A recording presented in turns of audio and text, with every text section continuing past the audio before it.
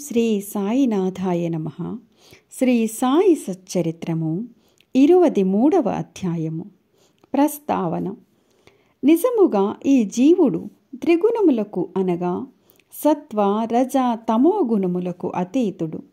కానీ మాయచేత కప్పబడి వాని నైజమగు సచ్చిదానందమును మరచును. తాను శరీరమే అనుకొనుచు అట్టి భావనతో తానే చేయువాడు అనుభవించువాడు అనుకొనుచు లెక్కలేని బాధలలో చిక్కుకొని విముక్తిని గాంచలేకున్నాడు.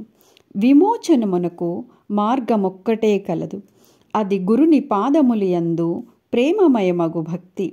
గొప్ప నటుడగు సాయి తన భక్తులను వినోదింపచేసి వారిని తమ నైజములోకి మార్చెను.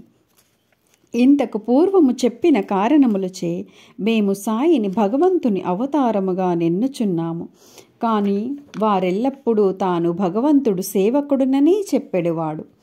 వారు అవతార పురుషులైనప్పటికీ ఇతరులు సంతృప్తికరముగా ఎట్లు ప్రవర్తింపవలెనో చూపుచుండెడివారు. ఆయా వర్ణాశ్రములకు విధింపబడిన కర్మలనెట్లు నెరవేర్చవలెనో తెలిపెడివారు. ఇతరులతో ఏ విషయంలోని పోటీ పడెడివారు కాదు. తన కోరికేమైనా చేయుమని ఇతరులను కోరెడివారు కాదు. సమస్త చేతనాచేతనములయందు భగవంతుని చూడగలిగిన బాబాకు వినయశీలమే ఉచితము కదా. ఎవరిని నిరాదరించుట కానీ అవమానించుట కానీ వారెరుగరు. సమస్త జీవులలో వారు నారాయణుని గాంచుచుండెడివారు. నేను భగవంతుడును అని వారెన్నడూ అనలేదు. భగవంతుని విధేయ సేవకుడునని వారు చెప్పేవారు. భగవంతుని ఎల్లప్పుడూ తలచువారు. ఎల్లప్పుడూ అల్లా మాలిక్ అనగానే భగవంతుడే సర్వాధికారి అని అనుచుండెడివారు. మేము ఇతరులను యోగుల నెరుగము. వారెట్లు ప్రవర్తింతురో ఏమి చేసెదరో ఎట్లు తినిదరో తెలియదు. భగవత్ కటాక్షము చేన అవతరించి అజ్ఞానులకు బద్ధజీవులకు విమోచనము కలుగు చేసదనని మాత్రమెరుగుదురు. మన పుణ్యమేదైనా ఉన్నచో మహాత్ముల కథలను లీలలను వినుటకు కుతూహలము కలుగును. లేనిచో అట్లు జరగదు. ఇక ఈ అధ్యాయములోని ముఖ్య కథలను చూసెదము. యోగము ఉల్లిపాయ. ఒకనాడు యోగాభ్యాసము చేయు సాధకుడొకడు నానాసాహెబ్ చాందోద్కర్తో కలిసి షిరిడీకి వచ్చెను. అతడు యోగశాస్త్రమునకు సంబంధించిన గ్రంథములన్నీయూ చదివెను. తుదకు పతంజలి యోగ సూత్రములు కూడా చదివెను. కానీ అనుభవించవేమియూ లేకుండెను. అతడు మనస్సును కేంద్రీకరించి సమాధ స్థితిలో కొంచెముసేపైనను ఉండలేకుండెను. సాయిబాబా తన ఎడ ప్రసన్నుడైనచో చాలాసేపు సమాధిలో నుండుట నేర్పెదనని అతడు అనుకొను. ఈ లక్ష్యముతో అతడు షిరిడీకి వచ్చెను.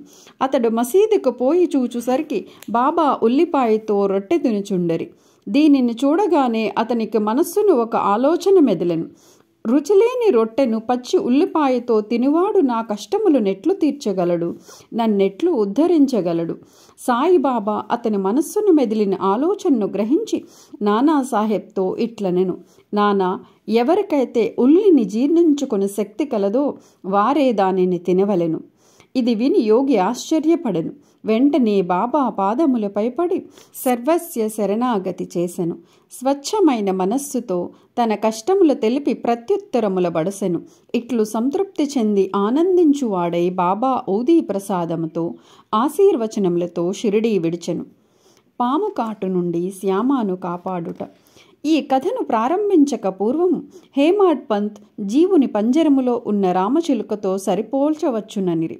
రెండునూ బంధింపబడియే ఉన్నవి. ఒకటి శరీరములోను, రెండవది పంజరమందును. రెండునూ తమ ప్రస్తుత స్థితియే బాగున్నదని అనుకొనుచున్నవి. సహాయకుడు వచ్చి వాని బంధముల నుండి తప్పించగనే వానికి నిజము తెలియను. భగవత్ కటాక్షముచే గురువు వచ్చి వారి కండ్లను తెరిపించి బంధ విముక్తులను చేసినప్పుడు వారి దృష్టి అన్నింటికంటే గొప్ప స్థితి వైపు పోవును. అప్పుడే గతించిన జీవితము కంటే రానున్నది గొప్పదని గ్రహింతురు. గత అధ్యాయంలో మిరీకర్కు రానున్న అపాయము కనిపెట్టి దాని నుండి అతనిని తప్పించిన కథను వింటిమి. అంతకంటే ఘనముకు కథను ఇచ్చట వినిదము. ఒకనాడు శ్యామాను విషసర్పము కర్సెను. అతని చిటికన వ్రేలును పాము కర్చుటచే శరీరములోనికి విషము వ్యాపింప మొదలెడును. బాధ ఎక్కువగా ఉండెను. శ్యామ తాను మరణించదననుకొనెను. స్నేహితులు అతన్ని విరోబా గుడికి తీసుకొని పోవ నిశ్చయించిరి. పాము కాట్లు అచ్చట బాగగుచుండెను. కానీ శ్యామ తను విరోబాయగు బాబా వద్దకు పరుగెడను. బాబా అతనిని చూడగానే కోపముతో వానిని తిట్టనారంభించెను. ఓరి పిరికి పురోహితుడా, పైకెక్కవద్దు, ఎక్కితే ఓ నేనేమగునో చూడు అని బెదిరించుచు తరువాత ఇట్లు గర్జించెను. పో, వెడలి పొమ్ము, దిగువకు పొమ్ము. బాబా ఇట్లు కోపోతీకుతుడట చూసి శ్యామ మిక్కిలి విస్మయము చెందెను, నిరాశ చెందెను. అతడు మసీదును తన ఇల్లుగా, బాబా తన ఆశ్రయముగా భావించుచుండెను. బాబా తననట్ల తరిమివేసినచో తానెక్కడకు పోగలడు? అతడు ప్రాణమందాస వదులుకొని ఊరకుండెను. కొంతసేపటికి బాబా శాంతించి శ్యామ దగ్గరికి పోయి కూర్చుని ఇట్లనెను. భయపడవద్దు, ఏమాత్రము చింతించకు. ఈ దయామయుడైన ఫకీరు నిన్ను తప్పక రక్షించును. ఇంటికి పోయి ఊరక కూర్చుండుము, బయటికి పోవద్దు. నా యందు విశ్వాసముంచుము, భయపడకుము, ఆందోళన పడవద్దు. ఇట్లని శ్యామను ఇంటికి పంపించెను. వెంటనే బాబా తాత్యా పాటిల్ను, కాకాసాహెబ్ దీక్షిత్ను అతని వద్దకు పంపి తనకు ఇష్టము వచ్చినవి తినవచ్చుననియు, గృహములోనే తిరిగి వచ్చిననియు, కానీ పండు కొనకూడదనియు ఈ సలహా ప్రకారము నడుచుకొమ్మన్ను. కొద్ది గంటల్లో శ్యామ బాగుపడెను. ఈ పటున జ్ఞప్తి అంతు ఉంచుకోవలసినదేమన బాబా పలికిన 5 అక్షరములు మంత్రము పో, వెడలి పొమ్ము, దిగువక పొమ్ము శ్యామను ఉద్దేశించినది కాక విషమును ఆజ్ఞాపించిన మాటలు. ఆ విషము పైకి ఎక్కరాదనియు అది శరీరమంతటా వ్యాపించరాదనియు బాబా ఆజ్ఞాపించిరి. మంత్రములలో ఆరితేరిన తక్కిన వారి వలె వారు ఏ మంత్రము ఉపయోగింపవలసిన అవసరము లేకుండెను. మంత్రబియ్యము కానీ తీర్థము కానీ ఉపయోగించనవసరము లేకుండెను. శ్యామ జీవితమును రక్షించుటలో వారి పలుకులే అత్యంత శక్తివంతమైనవి. ఎవరైనా ఈ కథ గాని ఇంకా ఇతరుల కథ గాని వినినచో బాబా పాదములయందు స్థిరమైన నమ్మకము కలుగును. మాయయను మహాసముద్రమును దాటుటకు బాబా పాదములను హృదయములో ధ్యానించవలెను. కలరా రోగం. ఒకప్పుడు షిరిడీలో కలరా రోగము భయంకరముగా చెలరేగుచుండెను. గ్రామవాసులు మిక్కిలి భయపడిరి. వారు ఇతరులతో రాకపోకలు మానిరి. గ్రామములో పంచాయతీ వారు సభ చేసి 2 అత్యవసరమైన నియమములు చేసి కలరా నిర్మూలించ ప్రయత్నించిరి. అవి ఏవన కట్టెల బండ్లను గ్రామములోనికి రానియ్యకూడదు. 2వది, మేకను గ్రామములో కోయరాదు. ఎవరైనా వీనిని ధిక్కరించినచో వారికి జరిమానా వేయవలెనని తీర్మానించిరి. బాబాకి దనంతయు వట్టి చాదస్తమని తెలియను. కాబట్టి బాబా ఆ చట్టములను లక్ష్యపెట్టలేదు. ఆ సమయంలో కట్టెల బండి ఒకటి ఊరిలోకి ప్రవేశించుచుండెను. ఊరిలో కట్టెలకు కరువున్నదని అందరికీ తెలియను. అయినప్పటికీ కట్టెల బండిని తరిమివేయుటకు ప్రయత్నించుచుండిరి. బాబా ఆ సంగతి తెలుసుకుని అచ్చటికి వచ్చి కట్టెల బండిని మసీదుకు తీసుకుపొమ్మని ఉత్తర్వు ఇచ్చెను. బాబా చర్యకు వ్యతిరేకముగా చెప్పుటకు ఎవ్వరూ సాహసించలేదు. ధుని కొరకు కట్టెలు కావలసి ఉండెను కనుక బాబా కట్టెలను కొనెను. నిత్యాగ్నిహోత్రము వలె బాబా తన జీవితమంతయు ధునినే వెలిగించి ఉంచెను. అందులకై వారికి కట్టెలు అవసరము కనుక వాటిని నిల్వ చేయువారు. బాబా గృహము అనగా మసీదు ఎప్పుడూ తెరిచి ఉండేది. ఎవరైనను పోవచ్చును. దానికి తాళము కానీ చెవి కానీ లేదు. కొందరు తమ ఉపయోగము కొరకు అన్ని కర్రలను తీసుకొని పోవుదురు. అందుకు బాబా ఎప్పుడూ గొనుక్కొనలేదు. ఈ ప్రపంచమంతయు దేవుడే ఆవరించి ఉండడిచే వారికి ఎవరి యందు శత్రుత్వం ఉండేది కాదు.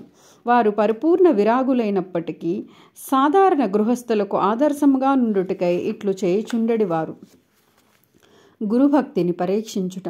2వ కలరా నిబంధనము బాబా ఎట్లు ధిక్కరించుదునో చూసతము. నిబంధనము అమలులో ఉన్నప్పుడు ఒక మేకను మసీదుకు తెచ్చిదిరి. ఆ ముసలి మేక దుర్బలముగా చావుకు సిద్ధముగా నుండెను. ఆ సమయంలో ములేగాం ఫకీర్ పీర్ మహమ్మద్ ఉరఫ్ బడేబాబా అచటే ఉండెను. సాయిబాబా దాన్ని ఒక కత్తివేటుతో నరికి బలివేయమని బడేబాబాకు చెప్పాను. ఈ బడేబాబా యందు సాయిబాబాకు ఎక్కువ గౌరవం. ఆయన ఎల్లప్పుడూ సాయిబాబా తన కుడివైపున కూర్చోబెట్టుకొనివారు. చిలుము బడేబాబా పీల్చిన పిదప సాయిబాబా పీల్చి ఇతరులకు ఇచ్చేవారు. మధ్యాహ్న భోజన సమయమందు సాయిబాబా సాదరముగా బడేబాబాను పిలిచి ఎడమ పక్కన కూర్చుండబెట్టుకుని పిమ్మట భోజనము ప్రారంభించేవారు. దక్షిణ రూపముగా వసూలైన పైకము నుంచి ఆయనకు దినమొక్కంటికి 50 రూపాయలు సాయిబాబా ఇచ్చుచుండెడువారు. బడే బాబా పోవునప్పుడు 100 అడుగుల వరకు సాయిబాబా వెంబడించువారు. అట్టిది బాబాకు వారికి గల సంబంధము. సాయిబాబా వారిని మేకను నరుకుమనగా అనవసరంగా దానిని చంపనేలయన బడే బాబా నిరాకరించను. అప్పుడు సాయిబాబా శ్యామాను ఆ పని చేయమను. అతడు రాధాకృష్ణమాయి వద్దకు పోయి కత్తిని తెచ్చి బాబా ముందు పెట్టెను. ఎందులకు కత్తి తెప్పించిరో తెలుసుకుని పిమ్మట రాధాకృష్ణమాయి దాన్ని తెప్పించుకొనెను. ఇంకొక కత్తిని తెమ్మని శ్యామా పోయెను. కానీ వాడా నుండి త్వరగా రాలేదు. తర్వాత కాకాసాహెబ్ దీక్షిత్ వంతు వచ్చెను. వారు మేలిమి బంగారమే కానీ దాన్ని పరీక్షించవలను. ఒక కత్తి తెచ్చి నరుకుమని బాబా ఆజ్ఞాపించెను. అతడు సాటేవాడకపోయి కత్తిని తెచ్చెను. బాబా ఉత్తర్వు కాగానే దాన్ని నరుకుటకు సిద్ధముగా నుండెను. అతడు స్వచ్ఛమైన బ్రాహ్మణ కుటుంబములో పుట్టి చంపుట అనునది ఎరగకుండిరి. హింసించు పనులు చేయుటనందు ఇష్టము లేనివాడైనప్పటికీ మేకను నరుకుటకు సంసిద్ధుడయ్యను. బడే బాబా అను మహమ్మదీయుడే ఇష్టపడనప్పుడు ఈ బ్రాహ్మణుడేల సిద్ధపడుచుండునని అందరూ ఆశ్చర్యపడుచుండురి. అతడు తన ధోవతిని ఎత్తి బిగించి కట్టుకొనెను. కత్తిని పైకెత్తి బాబా ఆజ్ఞకై ఎదురు చూసుచుండెను. బాబా ఏమి ఆలోచించుచుంటివి, నరుకుము అనెను. అతని చేతిలోనున్న కత్తి మేకపై పడుటకు సిద్ధముగా నుండగా బాబా ఆగుమన్ను. ఎంతటి కఠినాత్ముడువు, బ్రాహ్మణుడైన మేకను చంపెదవా అనెను. బాబా ఆజ్ఞానుసారము దీక్షిత్ కత్తిని కింద పెట్టి బాబాతో ఇట్లనెను. నీ అమృతము వంటి పలుకే మాకు చట్టము. మాకింకొక చట్టం ఏమీయూ తెలియదు. నిన్నే ఎల్లప్పుడూ జ్ఞప్తి అందుంచుకునేదము. మీ రూపమును ధ్యానించు రాత్రింబవళ్ళు నీ ఆజ్ఞలు పాటింతము. అది ఉచితమా కాదా అనున్నది మాకు తెలియదు. దానిని మేము విచారించము. అది సరైనదా కాదా అని వాదించము, తర్కించము. గురువు ఆజ్ఞ అక్షరాల పాటించుటయే మా విధి, మా ధర్మము. బాబా తామే మేకను చంపి బలివేసదమని చెప్పిరి. మేకను తకియాయను చోట చంపుటకు నిశ్చయించిరి. ఇది ఫకీరులు కూర్చుని స్థలము. అచటికి దాన్ని తీసుకుని పోవునప్పుడు మార్గమధ్యం నది ప్రాణములు విడిచెను.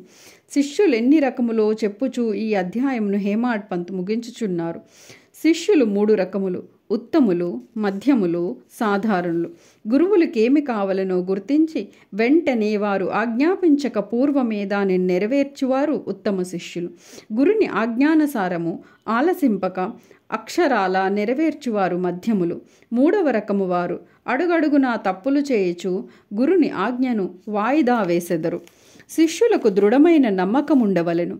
తోడుగా బుద్ధి కుశలత ఓరిమి ఉన్నచో అట్టివారికి ఆధ్యాత్మిక పరమావధి దూరము కాదు. ఉచ్ఛ్వాస నిశ్వాసములను బంధించుట కానీ, హఠయోగము కానీ, ఇతర కఠినమైన సాధనములన్నీ అనవసరం. పైన చెప్పిన గుణములను అలవర్చుకున్నచో వారు ఉత్తరోత్తర ఉపదేశములకు అర్హులగుదురు.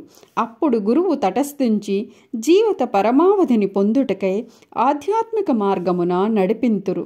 వచ్చే అధ్యాయములో బాబా యొక్క హాస్యము, చమత్కారముల గూర్చి చెప్పుకొనెదము. 23వ అధ్యాయము సంపూర్ణము. సద్గురు శ్రీ సాయినాథార్పణమస్తు. శుభం భవతు.